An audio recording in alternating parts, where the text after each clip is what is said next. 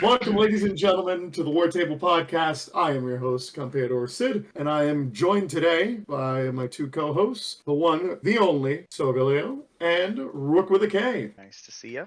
Hello. Welcome to the party, ladies and gentlemen. So today is going to be a bit of an interesting day. There's going to be a little bit of a changing of the guard here with the show. Sir Lyle has decided to leave production. We wish him the best. He's been a very big help for this project from the beginning, and we wish nothing but the best for him in his next endeavors, and hope whenever he comes back, he is welcome back with open arms. Today's topic, we are talking Soupy. Now, Soupy, for those of you guys who are a little bit out of the know, is the name of the current rulebook that we are using for Amtgard. Originally it was Sappy, now it is known as Soupy. A lot of folks were kind of sitting here and thinking, well, where do these classes kind of feel? Where are we feeling that the balance of the game currently is, with almost a year's worth of changes kind of now being solidified, certain things being removed, the game kind of now finding a place to settle. This episode, which is going to be split into two parts, is going to break that down. Today's episode is going to touch on the martial classes, while next week's episode is going to touch more on the ideas of the casters. We're going to be talking about where these classes are kind of at balance-wise, whether they may feel a little too strong, maybe they feel a little bit too weak, and our general opinions and impressions of where we're seeing it after playing it through the Sappy playtest period that led up into the events of the vote that just happened recently in July. But before we do that, we have a few questions that kind of came in. Question that we got from Robin Caceres of Merkbottom. His questions today, and this requires a little bit of context. Robin is a player who's only been playing for about a year, and the full context goes a little something like this. Regarding the rules changes, I've been playing for about a year, and my complaints at the start of my Amtgard career are the same as now.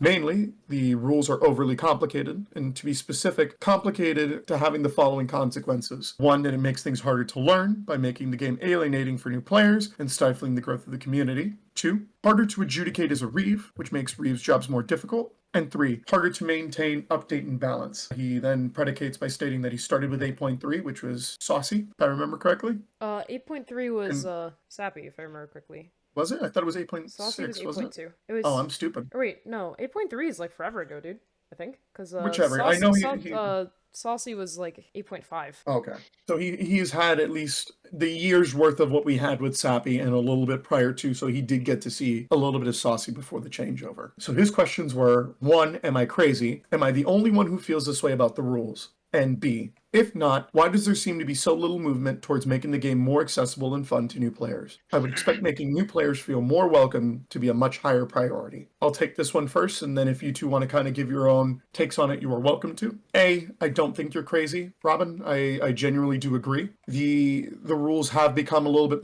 harder to adjudicate as both a Reeve and as a player. The number of interactions that kind of exist and can kind of create weird, nuanced situations inevitably doubles when you make things like martial archetypes and other forms of artificial complexity. And I can understand and I can empathize with the idea that it is alienating to new players and agree that it does stifle the growth of the game. B, I think the only reason why folks don't move towards that as an idea and why it's not necessarily something that we see in the main zeitgeist for rules reps. I can't speak as a rules rep. I can't speak for it on the attitudes of how that's done because I'm not in that spot. But the idea is that their focus seems to be more on making the class experience feel more definitive and fun. And that since those archetypes are only available after you've been playing for a year, they consider that the idea that the regular player will not have to interact with them, which I think is a bit of a misnomer or is something that's kind of wrong because they're going to have to see them and they're going to have to experience them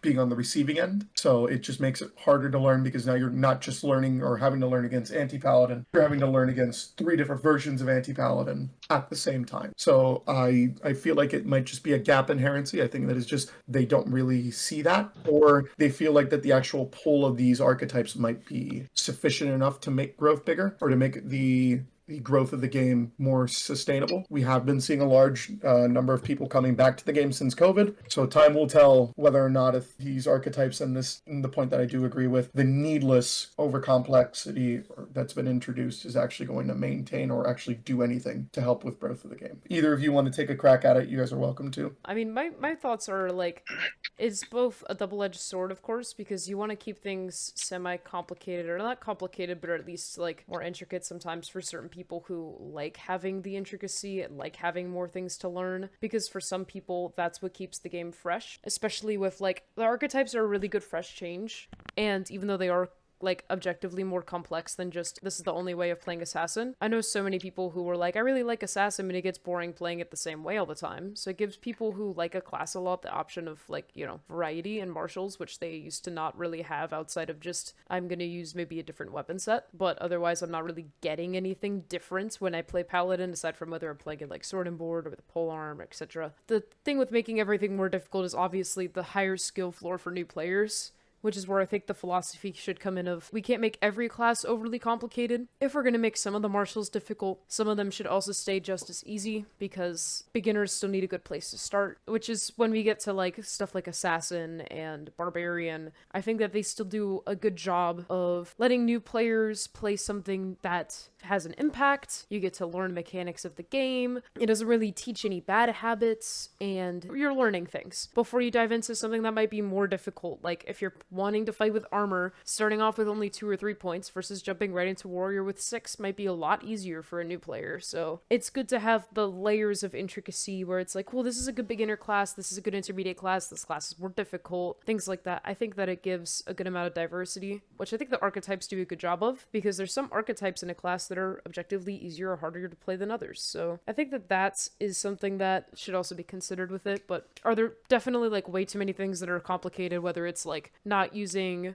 the same wording for certain things or just lack of clarity on certain things where it's like, cool, we have to have a rules clarification page because things in the rulebook aren't necessarily the clearest all the time. Yes, but these are all things that like tweaks that can be edited and grammar that can be fixed over time. That's mainly my biggest gripe with rules clarity, is just lack of consistent language leads to, I feel like, more confusion when people are reading the rules and the language isn't consistent, so they don't understand necessarily maybe what it's supposed to say right away, and it just leads to a lot of difficulties. There's language hurdles. You have to learn the language of Amtgard.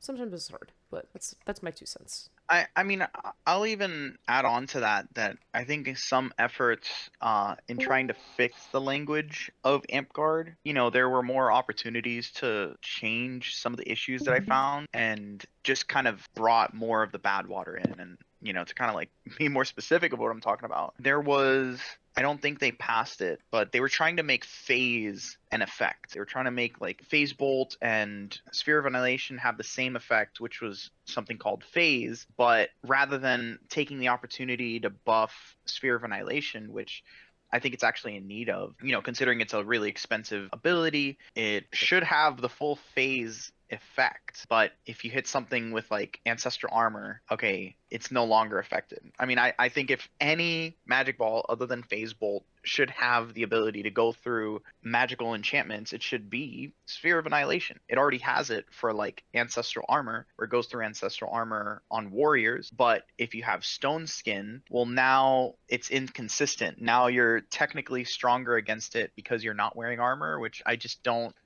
it just doesn't make sense to me. And again, it's one of those situations where, you know, now for a newer player, they have this weird caveat, which we could kind of close the hole on that rather than just leaving it open-ended. And I don't know, I think there's a lot of opportunities in this version of the game to make it simpler, and we're not doing that. One of the things that I do like about the new rules changes is they're taking the opportunity to actually involve more of the lesser used abilities on other classes. So like Monk as an example, with Mystic getting Suppression Bolt. I'm gonna tell you right now, I'm a wizard main. I played a lot of Evoker Wizard, and I never took Suppression Bolt because it just didn't make sense to me. I could either kill you with a Fireball, or root you with a Lightning Bolt, or hit you with anything else that's going to have a better effect than Suppression Bolt. So I just never had the need to take it. But, you know, with being able to put this on a martial class that doesn't have as many spell effects, well, now we can see more use of that. You know, even putting Fireball on Anti-Paladin. I mean, I think that's an interesting use of the archetype. That's going to be a fun little conversation to have, because we are going to be touching on both of those classes today. So like we said earlier, this is going to focus on the martial classes where we feel they are, and where their archetypes feel in terms of power, how they kind of tend to play out, like the kinds of things that you'll see them do or they ought to be doing. Keep in mind, some of these archetypes are not necessarily what I would consider full baked. I'll make my opinions readily known when we get to them. You will get as much of a full-on opinion from each of them as we can muster. With that in mind, let's get started with the first one, Anti-Paladin. Prestige class requires you to be level 6 in another class before you get it. Gives you 4 points of armor, up to a large shield, any melee weapon you want, and javelins, with a look the part being terror. It's already solid, and that's not even counting your immunities or anything else you get. Anti-Paladin, in my opinion, right now, even if we took out and didn't even consider the 2 archetypes that it has, which are Infernal and Corruptor, I would say that Anti-Paladin right now is probably one of the better classes in the game. In terms of martial classes with armor, it's only second to Warrior and Paladin in terms of armor count, which Paladin has the same amount, and then Warrior having 2 points more. It has very strong immunities in Command and Flame. The answer that most wizards coming up with is, oh yeah, Mahit weapon doesn't really work anymore, and Command shuts bards down for the most part. So that means your only real answer to these guys are Shatter Weapon, which is too expensive to take, or Death School, which bards only carry so many of those, if they're smart. It is a class which, in-baked, not even including interactions or enchantment stacks that you can do to make it better, is just solid. It makes use of plenty of good pieces of kit. At level 6, getting Flame Blade means that you can kind of play a little bit closer to a diver role and take shields out and take out armor. You've got great spells throughout the entire spell list with an EX Poison as well as that EX Flame Blade, so you can stack pretty effectively and be a really strong stack target. Steel Life Essence is a great spell to keep not only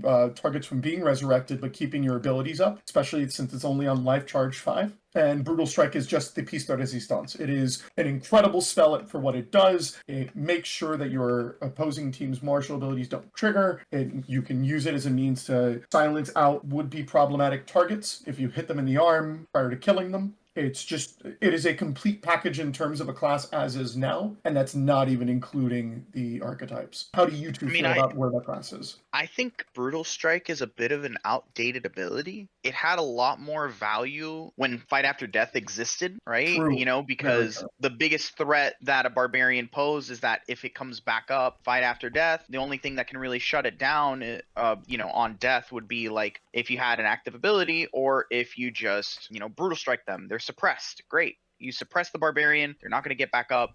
You're not really going to hit. I just don't really see the value of suppressing a target that's within sword range. If I'm close enough to hit you, I'm going to keep hitting you until you're dead. So any other active effects within that range don't have value to me.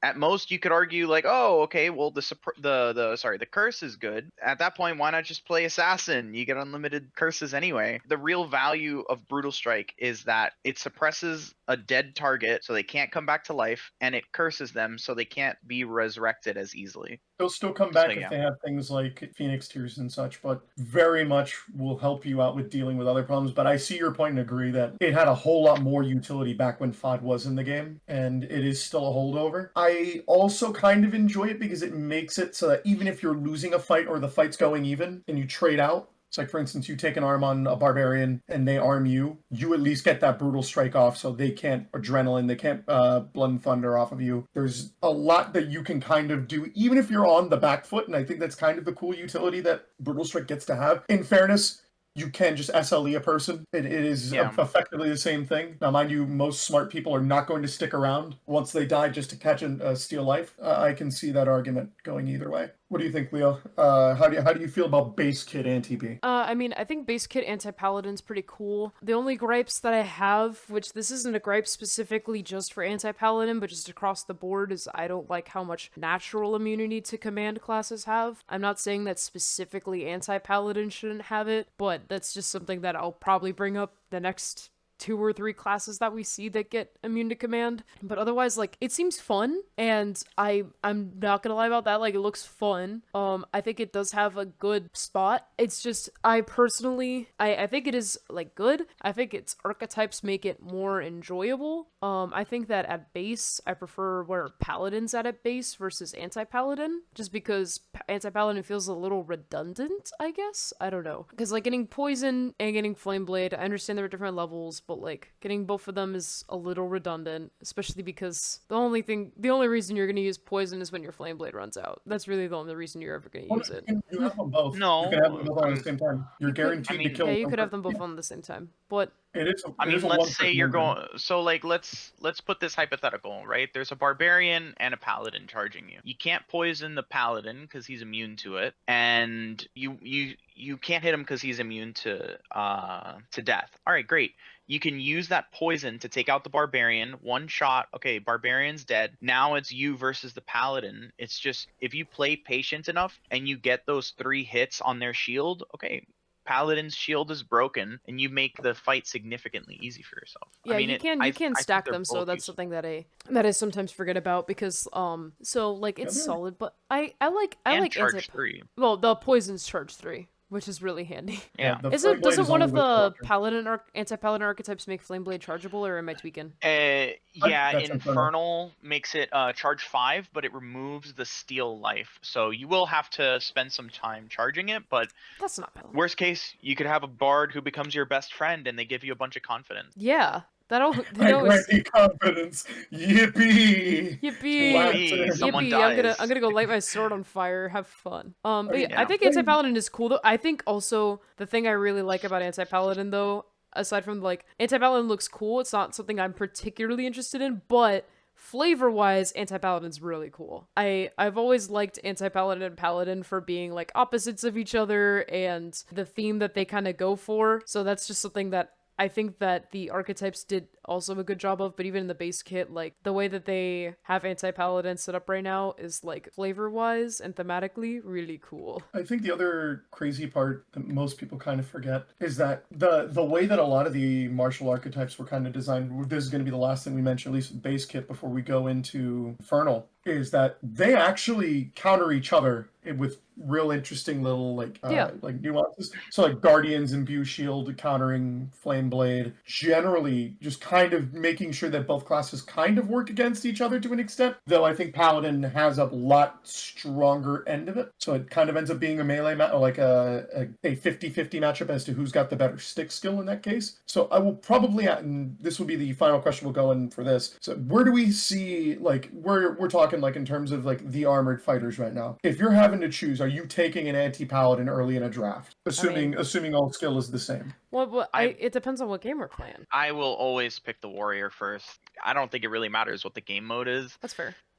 If it's capture the flag, okay, that warrior is going to be what's pushing the line. If it's king of the hill, that warrior is holding the point. I mean, just the fact that you're talking about the class that has like the most ancestral armor, and you can The even best if you armor don't in the take game. the ancestral armor, just the best armor in the game. 6 points is insane. But if you throw an enlightened soul on them, let's say, or a pro mag, that 6-point warrior becomes that much more valuable and that much harder to kill. That's your anchor. I kind of find it interesting with where Anti-P is. I find them to be a much better like wing or kind of like a lurker. They don't need to kind of play as an anchor role because they're predicated on having to push forward more than what Pally and Warrior get to. They're really good at taking up space. They don't have to Yeah, they take necessarily space be like the anchor for their team, but they're good at just occupying an area and going, I'm just going to sit here for a bit, try and fight me. Yeah, either you're coming to me or I'm coming to you and you're not going to have a fun time. But with that in mind, let's move over to Infernal. So Infernal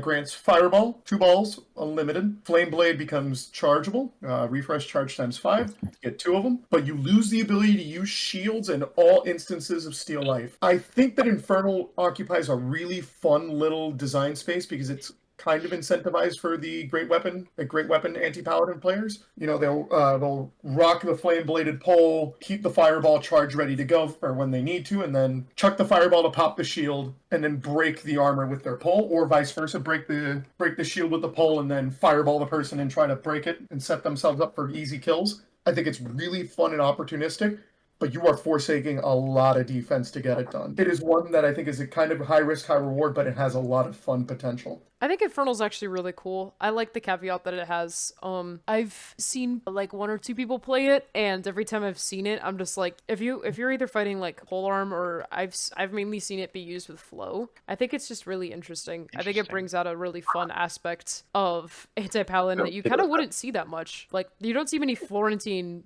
anti-paladins, and I feel like that's like a really funny way of doing it, and I think it's really cool. Anti-paladins a little bit more flexibility. I think it's really funny. I think it is their premier dive archetype, but the next one might also be a really good contender for it. Anything else you got to say for it, Rook, for Infernal? I see Infernal as like probably the strongest pick for pole. If you have a speed pole, you get basically unlimited fireball and unlimited poison. You can turn any 3v3 fight into a 3v2. Ooh, Downstick didn't even occur to me. Downstick Anti-Paladin. Ooh. Why not, bro? That's disgusting. Maybe. That's They might be hearing me. I'm gonna do it. I'm gonna wreck some shit. yeah, run it. They probably are hearing me. My mic on? We can hear you. Yeah, I can hear you. Can you hear sound us? pretty far from the mic, but we can hear Oh, you. fuck you guys. For context, ladies and gentlemen who are listening at home, this is our KPM, Skippy the Squirrel. KGMR? Renowned, yeah, I'm sorry, KGMR, pardon me on that. Yeah, renowned KGMR, stick fighter of mythical yore. Skip is really fond of downstick, and he's really good at it. So I can only imagine what he can probably get away with running Flame Blade on a downstick, as well as I'm Otherwise, no one's doing it. It's like you give up the shield, you just run pole, and have like fireballs in your back pocket, like literally stuffed in your back pocket. It's like, blop, here you go. Pop a shield and then immediately just stab him in the chest with the downstick. Like you ruined my coronation event. Like, yeah, that's right. Oh, I like that. I kind of want to see that now. That actually Be the sounds change cool. you want to see in the world, guys. Yeah, the problem is I'm pretty bad with downstick right now. I might have to learn to use downstick now if that's the case. Damn. Yeah. Next one up, Corruptor. Gains Void Touch 2 per refresh, and then all uses of Terror become once per life charge times 10. You lose the ability to get great weapons and javelins, and you lose all instances of Flame Blade. So I actually kind of really think, like, I enjoy Corruptor just because Void Touch is as good as it is. For context, for those who are just listeners, Void Touch is a sorcery-based enchantment. It makes it that all of your melee weapons are armor breaking. It gives you a free Shadow Step, refresh charge times 30. It gives you Steel Life Essence Unlimited, and you are unaffected by magical abilities from sorcery, spirit, and death schools, which means that you are pretty much safe from most nonsense that's going to try and keep you off a backline. And it makes it so a lot of the more prominent counterplay, like for instance, Bard Death or Bard Terror and other forms of CC that normally hit you really hard. Yes, because Just don't Bard needed anymore. more counterplay. Yeah, correct. You know, I definitely. I mean, you're already you just completely shut down the Bard as an anti-paladin. They can't fear you. They can't. It can't hit you with anything but. Yeah, it can't. No, you can't even hit them with shove. I can shove. Yeah, No, no, you can't. you can't Immune because to they have void touch. I mean, just yeah. You literally just look at a Bard and you go boo, and then they piss themselves. I mean, I would say the only solution at that point is to sign in as healer. Yeah, sign in as a class that has dispel magic. Really good idea. The wizards, healers, and druids are all sitting there laughing. Wow, dude, that's a really big problem. If only you had an answer for it. Crying in the club right now. Keep in mind, though, that does state magical abilities, so EX abilities will still pull you out. Monk Banish, tracking from scouts will still pull you out, just because or Void Touch doesn't save you from that. Also, same principle as Pro Mag. Yeah, same principle as Pro Mag. You are cursed, so you got to be really careful. So that Steel Life is going to be working pretty much like Adrenaline. You have to be real close to the person you're fighting, because most of those guys are not going to let you get away with just hitting them with a Steel Life immediately after you kill them. So it's drop them, Steel Life if you lost a wound, and probably go find yourself someone to mend you up, because it's going to be rough. And since that isn't persistent, you're going to have a lot of issues sticking around if you're having to take really, really close fights. So I feel like Corruptor kind of fills the flanker role for it, which I think kind of feels a little antithetical to what Anti-Paladin kind of tends to do, because you're not going to be as light on your feet because you are normally rocking 4 points of armor. So unless you run in like light chain, like shark mail or anything like that, you may not necessarily be able to take those angles where you can take really clean fights on people. So at that point, if you're not able to do that, maybe consulting and getting an attune from a druid might not be a bad idea, just to make sure that you can get like some level of persistence for the rest of your stuff. But otherwise, I think Corruptor is great. I just love Void Touch being used outside of Wizard. It feels kind of limiting to have it on a class that's normally doesn't take enchantments, usually takes Battle Mage, and no longer has access to any enchantments. You know, I think wizard classes can be pretty narrow in scope. You know, the only time I really take void touch is if I'm pre-planning with someone, like, hey, like, you would do great with a void touch, let me just throw one on you. Having a class that again, same thing we were saying earlier, like having a class that normally doesn't have much magic, throwing it on them, I think it's great. So overall, Anti-Paladin is amazing at taking space. It can hold space relatively well, but it's not as good as what Warrior gets away with. It's got strong immunities, a relatively synergistic and not outdated play kit, just because some of its stuff is a little bit redundant. Well, I do think it's worth mentioning that Flame Blade does make your weapon immune to flame, so you can't be targeted by pyrotechnics, and it doesn't get hit by a fireball, which, I mean, those are two major threats that you're taking off the field for yourself, which, yeah, they're flame, yeah, you are immune to flame, but at least now you don't have to worry about having to run to the nearest bard or healer to ask for men. Next one up, Paladin, page 45 of the rulebook. Very similar to their evil counterparts. They get 4 points of armor, large shields, all melee, javelins, and get a look the part for awe once per life, with the same requirement of being level 6 in at least one class. I really enjoy where Paladin is right now because their immunities are even stronger in some senses than what Anti-Paladin has with Command and Death. Again, it kind of just further pushes Bard into a corner because Terror was kind of their silver bullet for it, which means they kind of have to just use stuns on them if they're not pro-magged. So it's a strong class, very good at holding space, and generally kind of does what some frontline healer builds tend to want to do. The only problem I kind of seem to have with it is what Rook was talking about earlier, that it doesn't have as much armor as Warrior. Yes, it's got strong immunities, but without an ability like Shake It Off, which is extremely strong, you kind of lose a little bit of that stickiness that class can kind of get away with if you're smart enough. But it makes up for it with a lot of good ways to prepare for situations between extend immunities and Promag, at least in the base kit. It does also come with the big caveat that the Pro Mag kind of screws you over because you can't greater heal yourself and you can't greater resurrect another person who's got Pro Mag on them. So it feels a little bit bad. I was going to say one of my favorite things that I've always really liked about Paladin is how much utility the class has. A lot of the reason that I like playing specific classes because I like the amount of utility they get. I like having options for things to do. Anti-Paladin is normally like played in a specific way. That's why I like the archetypes a lot. It broadens it out. I think Paladin, its base kit, already has a good amount of that. You have a little bit of things to keep your team up. You have things to pick unfair fights. You have things to protect yourself. And already you also have, access to every weapon in the game. I don't know. I've always really liked the thematics of Paladin itself. If I were ever to play one of the two, it would probably be Paladin over Anti-Paladin. The utility it has in its base kit's really nice. It's also one of those that feels like a little more castery than some of the other martial classes, which is what I think is really fun about it. So what do you think, Mr. Paragon Paladin?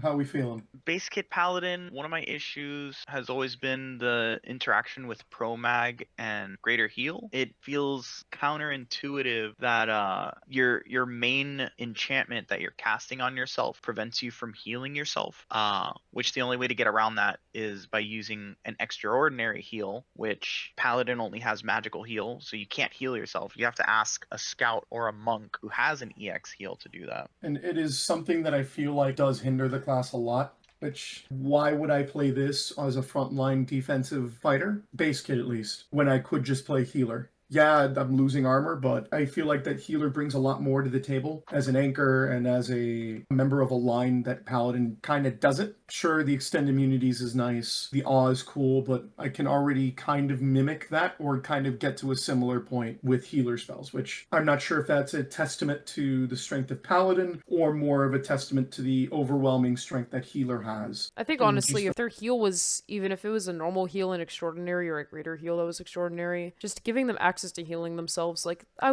understand not making the greater resurrect extraordinary, that would be kind of broken, but making at least their heal extraordinary would just feel a lot better on the class. So we'll touch the Inquisitor archetype first, just because it's real easy and I don't know if there's a lot to really talk about with it. Inquisitor loses all instances of greater resurrect and gains Sacred Blades. Sacred Blades is an enchantment that makes it that your weapons are affected as per harden, and your melee weapons and any special effects delivered by them ignore magic armor and resistances that would prevent wounds. So this would mean it gets around your Blood and Thunders, your Bark Skin, Stone Skin, Iron Skin, your anti-enchantment comp. Inquisitor, with all that in mind, I feel like Inquisitor doesn't give you enough to lose the Greater Resurrect, but if you wanted to play the solo operator Paladin, sure, go nuts. It feels like something that was kind of thrown together. I like Sacred Blades as an idea, but the archetype itself doesn't really give you much, and even thematically doesn't really give much that would kind of imply that. Maybe like giving them like Break Con or Suppress Aura, something to kind of really sell that anti-mage kind of feel. Not even just flavor-wise, but like play-wise. It just doesn't really earn its own keep because Paladin tends to play with heavy armor, so they're not going to be running around the field, so they're not going to be great as a lurker or flanker. So you're going to want them either as a wing or an anchor. If we understand that they are ostensibly stuck to the line, them losing utility and needed utility in Resurrect really narrows their profile to the point of, sure, I'm going to be targeting guys on the line who wear enchantments. Those people are normally going to be protected by their own wings or shields or any other number of protection. They're not going to be stupid enough to kind of leave themselves open to you. So I don't really see the utility or the worth for Sacred Blades or Inquisitor as a whole. I mean, I do like that you can at least counter like an Avatar of Nature druid or any sort of enchanted monk, anyone who gets like magic armor. Like, it's good that you can at least break through that and sort of counter that. I mean, I'm sure you remember at your Battlemaster tournament, I mean, we heavily relied on magic armor in our team, and I'm sure one paladin with that Sacred Blade would have seriously just nullified like half of our team's strategy of just getting a bunch of stone skins and magic armors and just being like next to impossible to get killed. It has a narrow profile as to what it wants to do, but again, it's also EX, so it's a free ability you can just cast on yourself every life.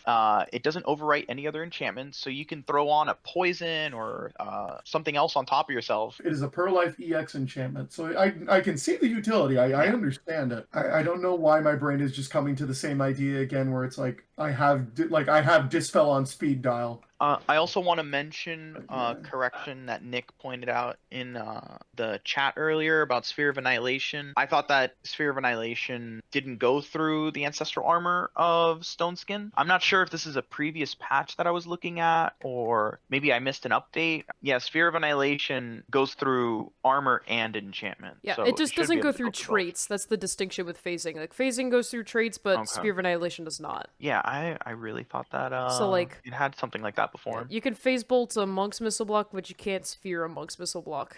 The next one is Guardian. Guardian gains Imbue Shield and Martyr. Other 2 life charge times 3, and then Imbue Shield per life. This is actually where I think Paladin kind of gets its strength as a class. Imbue Shield is incredible. It's a great spell to have, and having it on a per life basis is just strong. It's extremely strong. And Martyr might single-handedly be one of the best utility spells in the game to respond to crowd control. You can even use it to combo with certain classes we'll talk about in a little bit. Yeah, I think Guardian is probably is the better like Paladin archetype, and I think it might be the best way to play Paladin, period. Yeah. My only gripe with Guardian is that Martyr's not in the base kit. Oh yeah, for context also, you do lose all instances of extend immunities and pro-mag, and you can only have one Imbue Shield at a time. Still, that Imbue Shield is disgusting. Pretty useful. I mean, it's made a significant amount of change where I see more people playing Paladin just for that ability than, I mean, Barbarian. I don't see any more Barbarians on the field. Oh, we're going to touch that in a minute. Ooh, you have no idea. Stoneskin was OP back in the day. Could stack 4 on a single person and have sectional armor. If someone cast a verbal on you, you could choose which of the sectional armor Stoneskin was decreased, and it was mendable. Spear of Annihilation only took 1 off. Jesus, that's horrible. My lord, that sounds absolutely horrible to play against. So next one up, everyone's favorite dead class Barbarian. Now, I will be completely frank about it. They what have they done to my boy? So Barbarian, 3 points of armor, medium shield, all melee, javelins, and rocks. Base kit, Barbarian is rough. It is over-reliant on kill triggers because you've got Brutal Strike, Blood and Thunder, Adrenaline, all to worry about, and you can only profit off of 1 of them per kill. So it is extremely rough, where you are having to like play this whole spinning plates game of like, oh, I gotta set up my Blood and Thunder. Oh, I have to make sure, I've got a Brutal Strike ready. Oh, I also have to be ready to get to use Rage at a single notice to counterspell the caster who's saying some incomprehensible nonsense at me like 19 feet away. It feels like this class is like stuck in a level of limbo that I didn't even think was humanly possible. Like it feels like that it is just kind of thrown all over the place and doesn't really have an identity or an ability to actually kind of like create pressure on an actual line or an actual team other than just counterspelling healer or casters with rage. Give Barbar a short bow. That actually wouldn't be a bad idea. In context here, rage can be used as a counterspell because you wait for the person to start casting on you, and just as they finish, you say the incantation, I am filled with rage. So it makes While you you're mid-charge on them. yeah, while mid-charge. So yeah, the big safety issue that most people had with FOD now is transferred over to Rage, and it's just going to be the one person getting football tackled and sent to God. If you've ever wanted to see what Amtgard CTE looks like, getting charged by a Raging Barbarian is definitely numero uno away. Give them heavy thrown back. I mean, yeah, that would be cool. A heavy thrown on Barbarian would be fun. I would Yeah, love to see heavy thrown on Barbarian. It's the class itself has some I'd love power. to see rocks be better. That's also true. It's just I don't like this class right now. I think that the base kit it's too much spinning, like too many spinning plates and not enough actual power on field to be worth taking.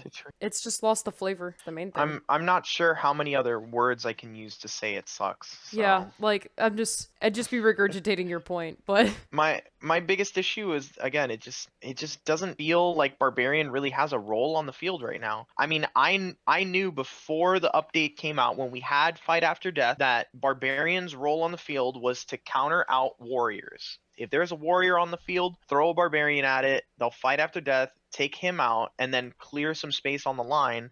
Okay, great. That Barbarian, whether they're good or they're bad, or they just are holding a stick and they're just a warm body with a stick. Okay, great.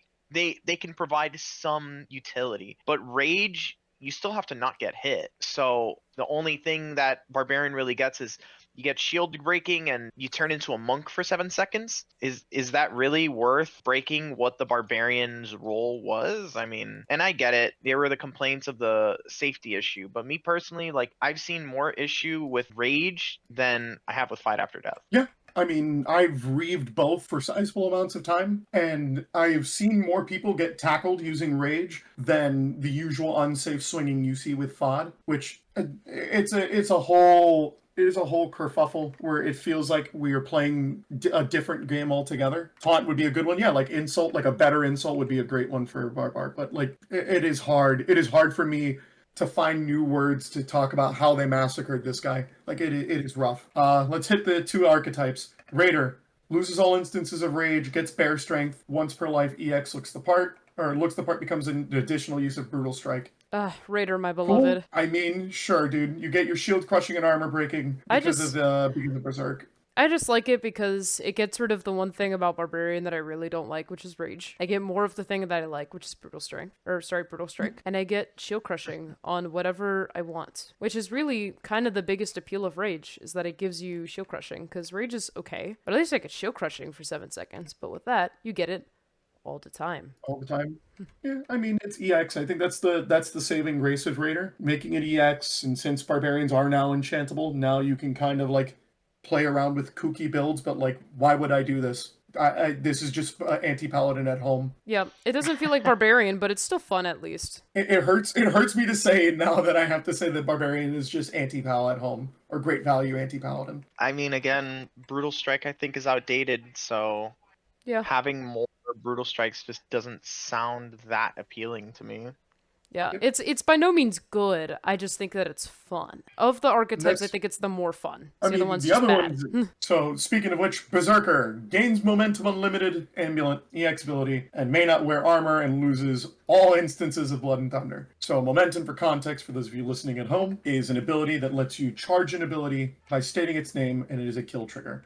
So you mean to tell me now that you remove their more prominent ability to defend, both abilities for them to defend themselves in both Blood and Thunder and armor, to give them an ability to recharge either Adrenaline, Brutal Strike, that's it? Or Rage. Sure, but like, why? Why would I give up my only means to defend myself, the Shove Strike? Yeah, I mean, that wouldn't be a bad idea. But I mean, I don't like any of the strike spells, but that's just me.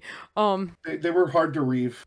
It was one of the things with V9 that was a little bit problematic on the reaving end. I digress. momentum is the cost for this momentum is too much, and for a class that already has to like plate spin a lot, momentum is 3 plates in one, and it just makes a bad class even worse, in my opinion. I think what would really be cool is if we just didn't have momentum and we just upgraded adrenaline to steal life. That way you still get the curse effect of brutal strike and you still get the heal of adrenaline. But rather than having 2 different kill triggers, you just have one. Well, the difference is it becomes Well, you a still have spell. blood and thunder, but you know. Yeah, the problem is though is that steal life creates 2 issues. One, you have to use a free hand to touch the person. Not if Steal it's life extraordinary. Oh, that's true. Yeah, if you gave it to them EX. Yeah, I think that could be interesting. I think that could be a fun little change. Yeah. Overall, I don't think any of the barbarian of class or subclasses are worth it. It would give more of a wild magic barbarian flavor than just Yeah. whatever we have right now. Or it's like looting their corpse. You could flavor it like that too, like something like that, you know? No. I mean, I like the idea of momentum. I just don't think it fits on the barbarian kit. Yeah, it feels a little clunky for Barbarian. I mean, in a class it's already clunky enough that every kill trigger has to every kill has to come with a flow chart. It's like, oh, do I have you don't have blood and thunder. So you lose that one plate, but it's like, okay, do I need to use adrenaline? Okay, use adrenaline. Do I need to get back, or do I have a brutal strike this person? Okay, brutal strike them. Oh, do I need to use momentum to regain an ability? Oh, I have to use momentum. I think it is too much thought process for a class whose original joke was they can barely count to 7. So it makes no damn sense to me. But I think we've beaten a dead horse well into submission. Next one up, Monk.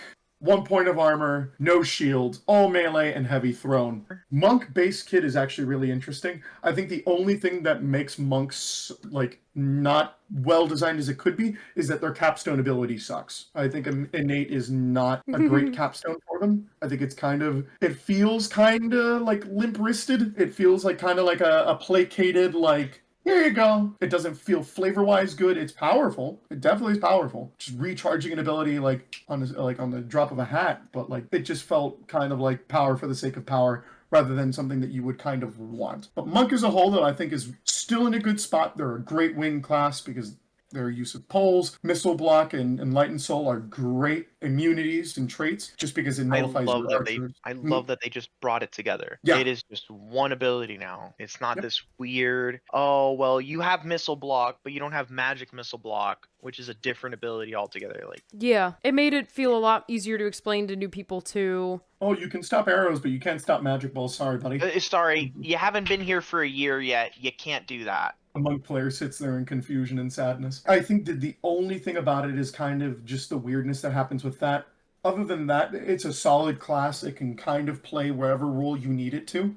You can have them flank. They can lurk really well because they've got strong immunities. They can play on a line really well because they bring a heal and resurrect to the actual table. They bring an extraordinary heal and resurrect to the actual table. Well, only the heal is EX. The res is not. The banish. Oh, I'm blind. It's the, tiny. My bad. The sanctuary, banish, and heal are all EX. They bring so much good utility to a line that it is good to have them around. They do have a lot of weaknesses built into their kit. Just the lack of armor is kind of a big one. So it's very much more skill dependent. So while a lot of people do recommend Monk as a starting class for folks, it is a class whose skill floor is relatively on the low to medium end, but has a really high skill ceiling. And in high level games, you're going to end up getting perforated. You're going to have to deal with people either shooting you from one side, having to defend your guys on the other, and it is a class that you can really flex your muscles on, so to speak. So, and it's a real show of skill when you see monks who are able to kind of take a lot of these disparate abilities and kind of putting them together.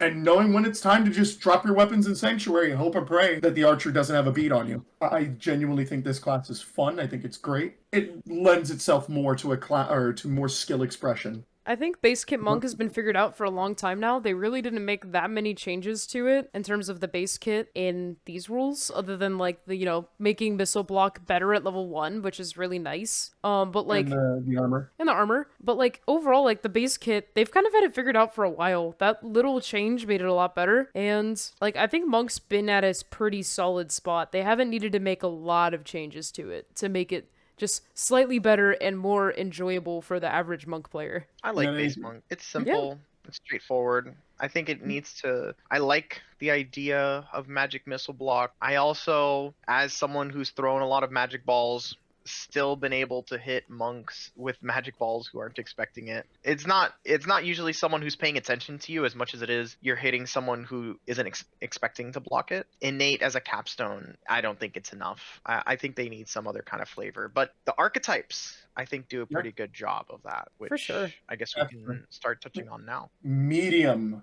gains blessing against wounds, touch once per life, EX. Sever Spirit once per life, once per life, charge times 3 EX. And Swift 2 per life EX. Abilities from the Spirit School all become chargeable times 3.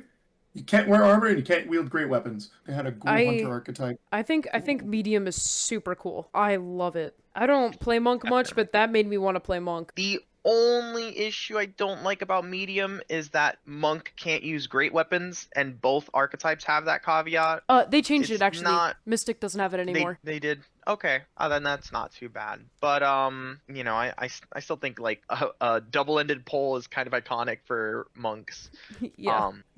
Medium. So here's the cool part, I think, with medium. Medium it's great brand healer, but it's great brand healer with insane immunities and a way to kind of be really hard to dislodge. Sever Spirit is incredible as a spell. Most people kind of forget how it works, and having an EX version of it kind of really poses a lot of the crazier like enchants out there. You can use it to get rid of some more problematic enchantments on people who are dead who think that they're kind of invincible. Definitely really good on that, and getting the 2 free swifts just generally makes you a really good line fighter. I think that medium might, if it wasn't for the fact that you are making yourself as squishy as you are by dropping your armor and not having the great weapons, you do a really good healer impersonation. And in fact, I think you could even operate as like a number 2 with healers or other like support classes and kind of operate really well in that line. I would think of it more as like you're taking the load off the healer, but you're not necessarily taking the healer's job. Yeah. Yeah. You're just making their job a little easier, and you're targeting that pesky paladin who put a promag on himself. I would not target the paladin. No, As a I'm just monk, making the joke. That's not happening. The Sever Spirit is there for the is actually No, I funny meant because with you the use it on the heals, because your Oh. heal is Oh, extraordinary. yeah. Right.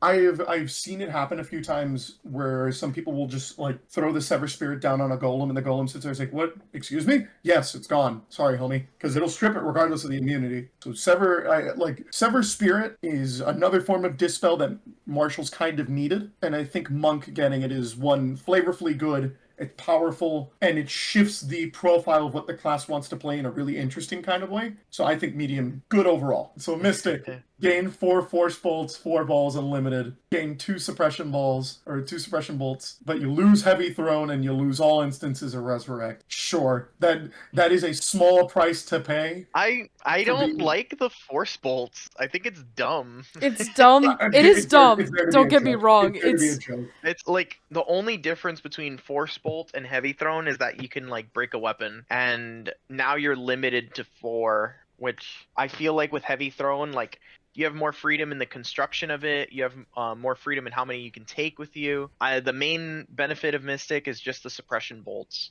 If what you're saying is true about the great weapons being passed for Mystic, then I mean I think it's a little bit better, but it's still not. It's not incredible. It does have potential. It definitely can do things, but I see.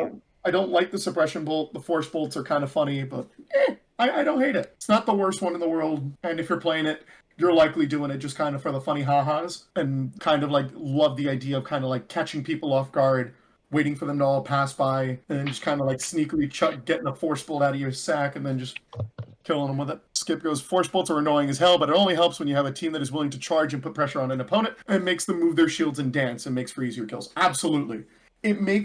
It's funnier, like it makes Mystic makes Monk feel kind of like an assassin. They'll kind of sit there, they'll wait a little bit, they'll wait for your team to kind of start the fight, and then you just kind of come out and then just It's start cheeky. chucking. It makes Yeah, monks it's just cheeky. Just it's fun. I You think get it's more fun. play with the sanctuary. Yeah. Yeah. Before we go any further, we are going to touch 2 other questions, and then we're going to do the last class for tonight, and then we'll do the 3 remaining martial classes next week. The first question, so this comes from Jay from Darkwater. She asks, do we think the high amount of command immunity is here to stay? And what are some of the ways command-heavy classes can work around this? So in what scenarios is it better to field balance the rules, half count on spell slots, or CC, or is this putting certain players at too much of a disadvantage? What are the effective field balance measures you've personally seen used? So we'll touch both of those questions independently. Yeah, I think unfortunately the high amount of command immunity is going to stick around, just because it's in-baked in some of those classes. Yeah, and also just to add on that, they did say that the roadmap, from what we have been told, is that there's not going to be substantive changes to classes. There will be small, like, grammatical fixes. Yeah, well, fingers crossed, there's not going to be substantive changes for a year, so that way we actually have time to play with these rules, figure out what we like and don't like. These small changes would be like, oh, we wrote something wrong, this is not as intended, it's a clarification, yada yada. So unfortunately, if the word that they said is true, then the command immunity is in fact here to stay, and that won't change. I mean, a lot of it is in-baked and has been in-baked in a lot of these classes for a long time. Paladin and Anti-Paladin have had that forever. Barbarian, I do not see them losing or immunity command. I don't expect Paladin losing extend immunities. Monk is always going to be a pain. It doesn't also help that, like, the prevalence of spells like Lycanthropy, it really does narrow the field for command-based casters. I think we're missing out on the opportunity to give Anti-Paladin immune to Subdual instead of immune to command. If they're supposed to be the opposite of Paladin, then they should actually be the opposite. Real. I mean, it would be hilarious, because then it would just rub further salt in the wound of Barbarian players, because they would just be better. It's just better Barbarian. Gets more armor, gets better, has the same immunities. Hey, I've been here a year. I unlocked this class. It should feel better. But also, Barbarian as a whole just needs to be fixed. Command immunity is something that's kind of just going to be a thing. It's been a thing, and now since Paladin and Anti-Paladin have opened up, it's just going to kind of continue being a thing. What is my advice for someone who plays classes with heavy command spells, like their spell lists are heavy command based? To be honest with you, it means that you have to just bully casters. Or see if your class has more flexibility outside of it, because, like... Or make a new spell list. Yeah, make a new spell list. Because, like, I play Bard mainly. I'm not going to only take command spells. I very rarely take command spells. I take a fuck ton of terrors. I mean, it's as wizard, I just do not take command. Yeah, I've never really taken command spells. I take Lost on certain fields because it's basically a kill spell if the field is big enough, but, like, that's about it. Cool, yeah, it's what if this person who is pushing up here who happens to not be immune to command, which doesn't happen a lot, but what if they were suddenly on the other side of the field? It's the casters. That's it. Yeah. Those are the only people who aren't immune to command. So the only command spell that you should really be taking is, like, Insult and cast it on a wizard, or Break Con. Yeah. As for the second question, it is understanding field accommodations is a bit more of a Smith question, but it's a really cool way that you can experiment on your play too, because you don't only have to be the Reeve to do this. You can do it yourself as a player. So if I understand that I want this game to be fun, I don't want to put the fear of God into people, I want this game to be interesting for my friends, maybe, just maybe, and, you know, this is me spitballing in the dark here, me playing Wizard doesn't involve me just taking a bunch of Icy Blast Shatter combos. Maybe it's not something that I'm just going to take, Hold Person Drag Below or Entangle Drag Below. It's understanding that you have a responsibility as a caster to make sure that the game is, like, that you're playing to win, but you're also playing that other people get to have fun. There's a quote a particular individual made, and I think it's a really interesting one to have, and it's on the nature of the difference between Battle Masters and Battle Knights. A Battle Master is a person who's going to tear up the field, and knows how to tear up the field and can do it on command. The Battle Knight is a person who knows the difference between when to do that and when to let other people have fun. I believe that was Aurelius who said that as well, if I remember correctly, from Rising Winds. But that's, I think that is the sentiment as a player that you want to look for in kind of accommodations on field, and you can kind of see it even at your own parks. It's like understanding, like, do I really want to be that guy today? Do I want to get uninvited to Afterguard? Do I want people to kind of look at me and think, I have to deal with this clown on a regular basis? Warrior. Amazing capstone abilities, lots of great chargeable abilities, a class that generally speaking has so many answers to so many questions and can be played with it doesn't have to be played like a silverback gorilla. You don't have to just run in and get yourself killed and iceballed and then and then shattered, or like Hold Person Drag Below, or any of the other nonsense. You actually can kind of play this class and execute a level of tactics that I think a lot of the other martial classes are kind of missing. So what I mean by that is that this class giving you, so a lot of it kind of centers around things like True Grit, Shake It Off, and AA. Big reason why. Shake It Off, with the way that it's been clarified or how it was in Sappy and now in Soupy, now allows you to preemptively remove CC. So, for instance, if I'm ready and if I know I'm going into a situation where I'm going to be catching CC, if somebody's going to be throwing ice balls, chucking stuns my way, I'm going to go and get ready with a preemptive I shall overcome, because the way that it's worded is that the incant goes and then checks for the CC and effects that are in states that are placed on the caster 10 seconds later. So I go in, I can keep that internal clock to myself. I tend to count it out loud for the sake of my opponents, and I count it down, and then by the time that time is gone, anything that they would have put on me is already gone. And it scares a lot of people because they don't realize that it's coming until it's too late. And then I just go and I beat them to death. It's great. It is absolutely wonderful. It lets you kind of like trick people a little bit because maybe they'll be more reticent to use very precious resources on you. Maybe they won't blow that stun that they were planning on using on you otherwise, which is a great deterrent. And since it's chargeable, it's incredible. Charge 3 for that is arguably one of the best rates on usage of a spell to uptime. It is always going to be there when you need it. You can always find a bard and get confidence. It is just a chef's kiss of an ability. True Grit, amazing ability as well, because you can kind of use it in conjunction with Shake It Off as a means to come back to life if you need to. You just need to be smart when you do it, because a lot of those situations where you True Grit and then freeze yourself, they're just asking to get shattered and then or to get your life stolen. It happens, but if you don't see any of the wizards around and you don't see anybody else getting ready to hit you with a release trick, it's a great way to kind of come back and get back into the fight. It also disincentivizes people to just hit you with Finger of Death or Cold Lightning, etc., etc. Like, you have so many options to deal with crowd control and kind of play around it and deter it, that this class is the quintessential tank. I think it has such good ways of interacting with the magic system, while in many situations you kind of see a lot of less experienced warrior players just kind of run in there and tank ice balls and other forms of crowd control and really just kind of flounder about it. But when you really start thinking about how you can use these contingencies as a way to dissuade healer or casters from hitting you and coming after you, you become a menace. You screw with their economy, their ability economy, and the moment you've figured that out, you are in their head. You are doing mental damage. I mean, is there anything to add? I kind of want to hear Callahan's thoughts on Marauder and Juggernaut. Yeah, the archetypes are the things that I want to hear more about. I definitely have some opinions, but before we get there, I just want to point out that I can recharge ×3 if I am not winded.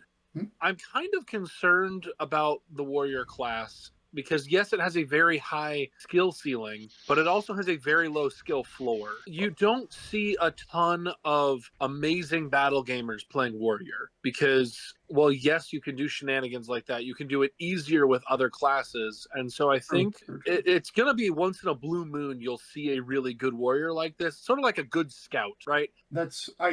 I'll be honest with you. I think that's the really cool part about warrior right now.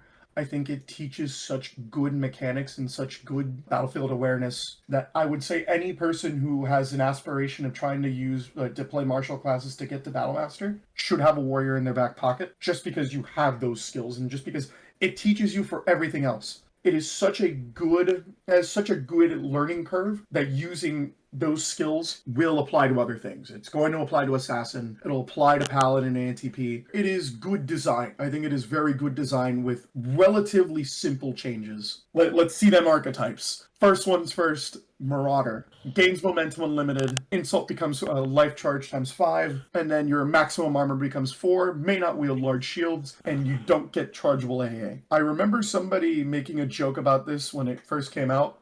Somebody called Marauder Anti-Paladin at home. It's fun. It's cute. You can now charge your Shake It Offs if you want to. The problem is that Insult is very weak. Insult doesn't prevent them from going and seeking a release. It doesn't prevent them from EX abilities. It doesn't hit most of the other martial classes. It's not as good as Terror.